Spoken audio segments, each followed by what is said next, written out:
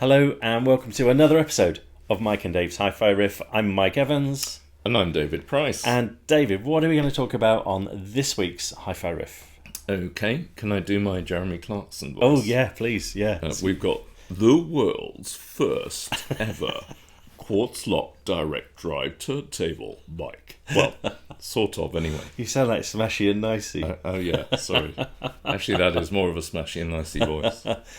World's first. We've got a world's first. Not off, mate. It's good having world's first, isn't it? Indeed. Excellent. Yeah. And I'm really pleased, if you don't mind me saying, that we've got a turntable again. Yes. It feels like ages since we've done a turntable. And you've got some glorious specimens. I have. At home. And bought one in.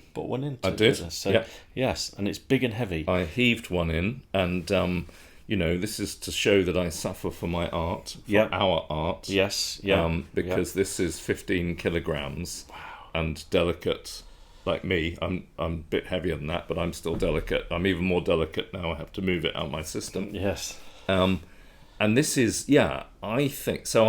I've had this deck now for, I'd say, 15 years maybe, and the first ever time I went into a Sony shop in the late 70s, mid-late 70s, I got a catalogue. I took away a catalogue. I was allowed to. I didn't steal it. Yeah. And at the very end, at the very last, because always with the Sony stuff, it was, the high-end stuff was at the back, was the Sony PS8750 turntable, and it came out in 1975, I think, because I've been trying to piece together all the history, so autumn 1975, and it was discontinued in 1978. But there was one other turntable that was quartz-locked direct drive that was on sale back then. Well, I can't help but think that people were probably shouting at their TV screens at the moment, going, no, it can't be a Sony, it can't be a Sony. The first one ever has to be, and I'm going to say it, and this is like the QI buzzer going to go off now, surely a Technics. Yes. So that would have been my guess. If you'd asked me the question, I'd have said Technics. Absolutely. Like so and you'd be right. Okay. But point of order. Yes. You're going to do your Sandy Tosvig here and put a caveat in, aren't you? That sounds painful, but I will do it. Yep. So the Technics, which is the SP10 Mark II that you're talking about, yes, which was quartz-locked direct drive also, was basically a motor unit. Ah, okay. It wasn't a full integrated turntable. So you're saying this is the first fully integrated turntable. Yeah. Phase lock loop. Yeah. Blah blah blah. So quartz-locked. I'd be really happy if someone could correct me and say I'm wrong. Okay. But I've tried, and I've spent ages on various AIs like Grok and ChatGPT, trawling, and they always say, no, it wasn't, and then they say it's the Denon DP3700F, which is wrong. It's not quartz-locked. So I keep having to correct all the AIs. Okay. So you're on a mission. You're a mission of proof. Absolutely. So if anyone knows any better, please tell me. And it's not the Denon DP3000 either, because that was not quartz-locked, just in case you're thinking. Yes. So, So it is a very, very, I think, historically significant turntable. It's a high-end, all-in-one integrated turntable that cost, at the time, I'd say 4 to 5 times more than a Lin LP12 did. Wow. So I'm going to ask you a favour. Yeah. You're going to need to have a drink of your Carling Black Label first. Can you grab it? It's Madry. Same thing. Could you grab it and is that if it's not too heavy and just prove that we have Get one. up. And the reason why I'm asking you to do this is because it is just one of the coolest looking turntables. You just talk amongst yourself. Ever. Oh, it looks painful. Sorry. God, but it is just it is beautiful, isn't it? Look at that. Geez. Oh wow. That is Can I lift the lid? Yes, please do. Brilliant. Oh look, it's just. Oh, can I stroke it? Oh, it's no, just. No, don't stroke it. Mike. Sorry. So it's absolutely beautiful. Mike, don't even look at it now. Oh, sorry. I just have to put this down when I'm talking. So. Do you know what's really cool about this? And I don't know how well this is picking it up, but because you just drool over this, right? Yeah. You steam up the dust cover, and it's got. Can you see? It's got a demist. It's demist on the dust cover. Rear window. It's got a heated dust cover for when you steam it up with your adulation. So Look at that arm. The arm is a thing of beauty. What have you done? yeah, I've just taken the heated rear window off to show just the viewers. yes, yeah. I don't know if we can see it. Can you see that? Yeah, just about. So Yeah. that's a bit. Look at Apologies that. for the fingerprints. That's actually anti-static, it isn't it? is. It's anti-static. Yeah. You're just kidding with me. I Mike. know. You knew. I did. Look at that tonearm. That is a thing of beauty. That is so Indeed. excellent. Yeah. Look at that. Look at that. So- Quartz-locked direct drive. Wow. I've got okay. So got a little bit of sellotape there to prevent damage. So Top tip. just in case everyone says you've sellotaped your tonearm, Yeah. you now know why. Yes. Yeah. So there'll be a few kind of off the scale geeks who'll say you've got the wrong mat. Mm-hmm. Yes, I know I have, but I'll explain about that later. Okay. And they'll say you've got the wrong head shell as well, and I know about that as well. But it is a Sony head shell. Yeah. So here we go, viewers. Lovely. And by the way, if anyone's saying you're wrecking your bearing, I've got the transit screws in. I see. We've covered every eventuality, yeah. haven't we? Yes. Yeah. So there we go. It is just stunning. It is just a beautiful, beautiful piece of kit. Yeah. You can put it down now if you want to. I can't move. But I shall point out the features while it's please, here. yes. Yeah. Why not? So, we'll start with the tonearm. Actually, when this came out, so it was previewed, I think, in a trade show in Japan in late '74, and it was kind of flagged up for having two really clever things. Firstly, was the drive system, which I'll talk about in a moment, but also the tonearm. And the tonearm it's a Sony high-end, short version of Sony's high-end tonearm, and it's got a carbon fibre arm. Isn't that lovely? So Yes. there you go. So anyone who thinks it's so big and clever to have carbon fibre, Sony were doing it in 1974. So basically a million years ago. Yeah. Yes. Yeah. And it's got sapphire jeweled bearings, which are absolutely gorgeous. And 50 years ago. just 50 years old. unbelievable. 50 years old. 50 years old. Wow. Yeah, absolutely unbelievable. So the correct head shell had basically was a kind of carbon fibre and aluminium sandwich for low resonance. It's got here is the switchable, what Sony call X-Tool lock, which is crystal lock, of course. Wow. So if you switch the crystal lock off, and I won't power it up for obvious reasons of I don't want to damage the deck, but basically it's super accurate even with the quartz lock off, and you can see on the strobe with the quartz lock off, the strobe markings, it holds it really steady. But then you switch the quartz lock on and it goes dunk, and it's absolutely rock solid on the sound. Gosh. You do have variable pitch as well. So obviously the quartz lock has to go off to get that. Yes. But so many decks of the 70s had that. That was a very popular feature because everyone wanted to be, a guitar rock star and play along with, Smoke on the Water, didn't they? Is that why you have variable pitch? Yes. Just so we can play along and smoke on the water. I seem to remember you doing that a lot, Mike, in the late 70s. I'm not sure I needed variable pitch control to do it, though. I don't think my Lin had that. So, wow. So, that's brilliant. Yeah, so obviously damped. It's quite a heavy aluminium platter, but it's not super heavy. But it is damped, and obviously it's balanced as well. But the interesting thing is this, it's basically got a kind of barium, I think it's barium cobalt, kind of metallic strip on the inner edge of the platter. There we go. And it's got basically pulses recorded on this. And every time it goes around, it counts how many pulses per time unit or revolution. So the servo system, even without the direct drive, even without the quartz lock, knows where it is in terms of time. Aren't you just gutted that they just don't make amazing things like this anymore? But when it was, and you can see here, basically this is a kind of, this bit here is the equivalent of a kind of tape head. Yes. So you could think of the inner platter bit being like a piece of tape with magnetic signals, and this is the bit that reads it just here. So transit screws obviously there, which are in place.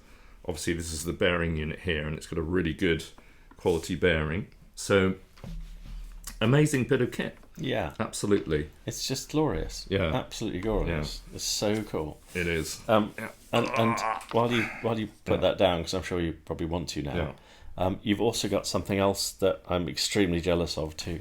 Have I? You have. Yes. Okay. Yeah. And I'm what, sort the Jag? You have. You come in your V8 Jag. Yes, I'm jealous of that as well. Yeah. Actually, that is particularly beautiful. Do you want to just mention that for a sec? So it's an XJ. It's an XJ8. Yeah, with a V8, which is a 3.2. Tiny V8. Little V8. Yeah. Yeah. Isn't that amazing? Yeah. I'm trying to think It's the last XJ of the kind of old shape, basically, before they went to an aluminium body. But I'm trying to think of a V8 with a smaller engine. Yes. It's probably the smallest V8 I know. I mean, even the Rover was quite small at 3.5, wasn't it? So a 3.2 V8 is pretty tiny, isn't it? Daimler Dart. Okay. 2.5 V8. Well, there you are. You see, there we are. Yeah. Excellent. I knew you'd know. So, do you want to know the other thing I'm really jealous of? What? Can I show you? Go on then. You've got a Name Audio, record bag. Yes. Which I mean is just so cool. I mean, seriously cool. Well, you know. I mean, we know some lovely people from Name, and they're absolutely fantastic. But I don't have one of these. Don't you mind? So as Windsor Davis would say in It Ain't Hot Bum, oh dear, how sad, never mind. Yes. Lovely boy. Lovely boy. Right. I'm drawing the line at lovely boy though. Can we We'll talk about what we played. Are you allowed to quote it? 8.5 Hot Mum? I don't know. So, right, I'm going to just pull some out at random here. You go and do whatever you need to do here, and I'll choose it. Oh, I love this. We played this before. This is just a belter. Absolute belter. Yeah. Smiley culture. Yeah. Police officer. No bother, give me No, that's Cockney translation, isn't yes, it? It was. Oh, yes, no bother, give me producer. Give me producer. Do you know what a producer was? That was when you basically Plod stopped you and said, "Is this your car, sir?" Yes.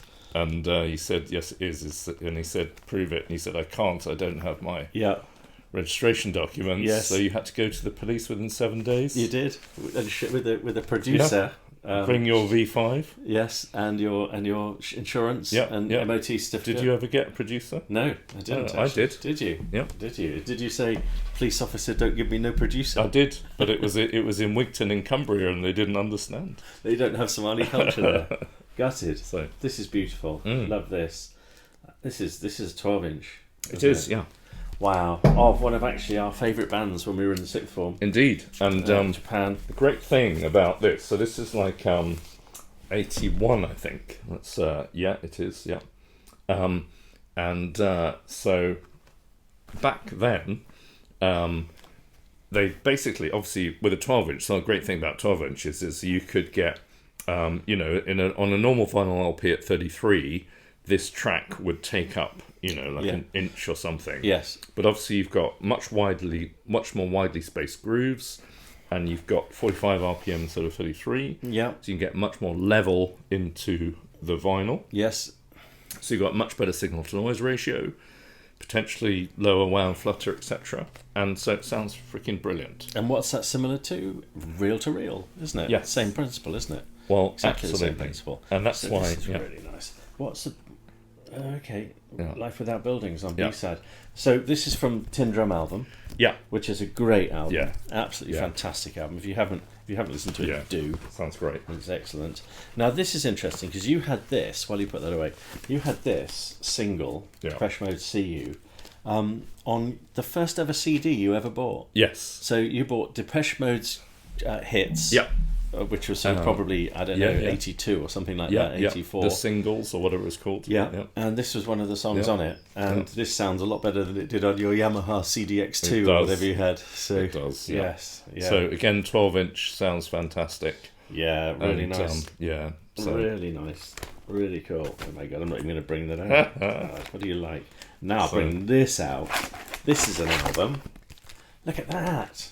Fibre-arm replicas. This is in nice condition because this is original because there's no barcode on it. Indeed. Look at that. That's brilliant. Yep.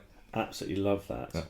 Yeah. Yeah. So our friend's electric because mine's broken down. And now I've got no one to love. I know. It's really quite sad. Happens to us all. Yeah. Gary Newman. What an absolute legend. Still going now. Have you seen his daughter sings with him now? Yes. And she's really cool. Yeah. I really like her. I don't know her name. That's I'm sorry. really nice. But no, just brilliant. But this was when our friends Electric got to number one with Fibre-arm. Yeah.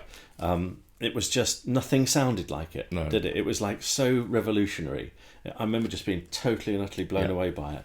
It's actually a really nice recording as well. It is, yeah. That's what people don't realise. And it's one of those recordings where the better the system, the better it sounds, as opposed to sometimes a good system can pick apart a recording and maybe show its shortcomings. And it was also interesting because in 78, 79, when you had the kind of very first wave of kind of electro, if you can call it that, a lot of bands were still using acoustic drummers. Yes. So our friends Electric has got an acoustic drummer, not a drum machine. Yes, yeah. And OMD were doing the same, with Messages and stuff, first album. Yeah, Electricity. And then they suddenly got drum machined up and, like the Human League, and it was all kind of bleeps and bloops and stuff like that. Very And very then you had interesting. Kraftwerk, who had a drummer but played electric drums. Played it electrically. Played it, So a human drummer. Yeah. What's that? It's not yours. Oh, never mind about that. That. So. Do you know what? You can stick your Sony. You can stick your name bag. I've never been more jealous of a Japanese pressing of Signals in my entire life. Look at that. I don't think you've even opened it. That's beautiful. Look at that. So I think it's got the great thing about Japanese albums. They've got lyric sheets. Yeah. So. Yeah. That's so excellent, isn't it? Look at that. Go. Oh my god, it's a book. It's an like a book. little book, yeah. So, but mine hasn't got a book. I met when I was living in Japan. I met someone. It's in Japanese though. Yeah, it is. Yeah. But they've got. I met someone who actually was paid to translate because often they published lyrics, didn't they? And I think they did with Rush. Yes, there we are. When bands did not publish lyrics, then they paid people to translate the lyrics from English into Japanese and transcribe them. So there we go. Wow, cool. So that's amazing. Yeah. I'm going to change tack slightly, if you don't mind, while you put that away. Yeah. You've got something in here which is really interesting. Yeah. If you don't mind me showing this, because I really want to. Yeah. Just as we bring this video to an end, it does have a rock link though, doesn't it? Look at this. This isn't obviously an album. This is a book. Do you like to just say what this is? Yeah. So this is Julian Cope's. As far as I know, it's the only book he did, or it's certainly the first book he did, and it's called The Modern Antiquarian. It's Britain divided into 7 rainbow colours with over 50 poems. Yep. And he's been to every place. He's been to every hippie place with stone circles. Well, we can see that. Look, it's got rainbow pattern on the side of the. This is just so lovely. Such a lovely, lovely thing. I live quite close. It's just full of amazing places. And it's basically a book of hippie places in Britain. Yeah, it's just excellent. Right, there we go. Look, I found Brynner Henbobble and Plasnudendolnen. Say again. Yeah. I've never been there. Well, I might have been. So, we've both got Welsh surnames, Mike. We should be able to speak Welsh. Rumblesmore. Yeah.